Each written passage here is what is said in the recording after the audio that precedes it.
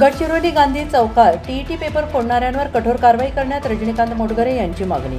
TET paper फोडण्यावर कठोर कारवाई करण्यासाठी रजनीकांत मोटघरे यांच्या नेतृत्वात आंदोलन करून जिल्हाधिकाऱ्यांना निवेदन देण्यात आले। वैद्यकीय प्रवेशासाठी आवश्यक समजली जाणारी नीट परीक्षेदरम्यान सुद्धा राज्यातच पेपर फोडण्यात आला होता आणि त्याची कारवाई सुरू असताना राज्य शासनाने शिक्षक पदासाठी आवश्यक असलेली टीईटी परीक्षेचे आयोजन केले होते।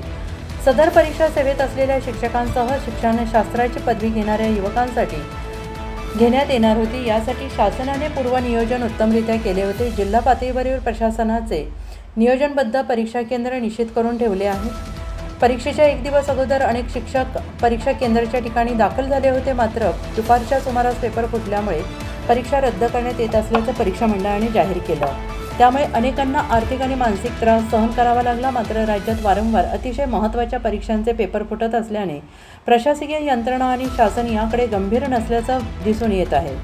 पेपर फोडणाऱ्या आरोपींवर कठोर कारवाई केली जात नसल्याने वारंवार असे प्रकार घडत असून यात आपल्या प्रशासकीय यंत्रणेचा तर सहभाग नाही ना, अशी शंका येऊ लागली आणि त्यामुळे पेपर फोडणाऱ्यांवर अतिशय कठोर कारवाई करावी, जेणेकरून भविष्यात कोणीही पेपर फोडण्याची हिंमत करणार नाही।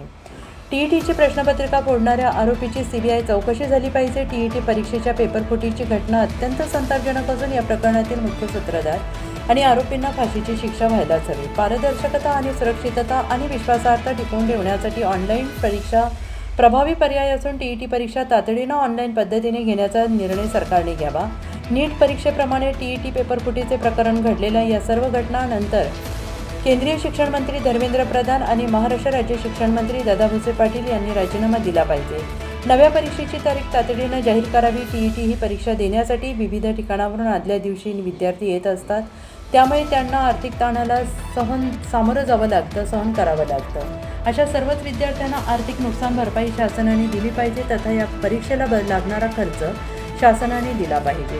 यापूर्वी टीईटीचा पेपर घोटाळा दोनदा झाला असताना तेव्हा पण पेपर फुटीचा घोटाळा बाहेर आला होता, तरी पण पुन्हा या परीक्षेची जबाबदारी महाराष्ट्र राज्य परिषदेकडे कशाच्या आधारावर देण्यात आली। यामध्ये जो कोणी राज्य परीक्षा परिषदेचा अधिकारी असेल त्याला जबाबदारी म्हणून त्याला चौकशी पूर्ण होईपर्यंत निलंबित करण्यात यावे, जेणेकरून चौकशी निपक्षपातीपणे करता येईल। या संदर्भात त्वरित कारवाई करण्यात यावी, अन्यथा काँग्रेस अनुसूचित जाती विभाग काँग्रेसच्या वतीनं जिल्ह्यात मोठे आंदोलन करण्यात येईल। याची सर्वस्वी जबाबदारी ही प्रशासनाची राहील। तरी वरील सर्व बाबी लक्षात घेऊन शासनास निष्पक्ष कारवाई करण्याकरिता माहिती देण्यात यावी।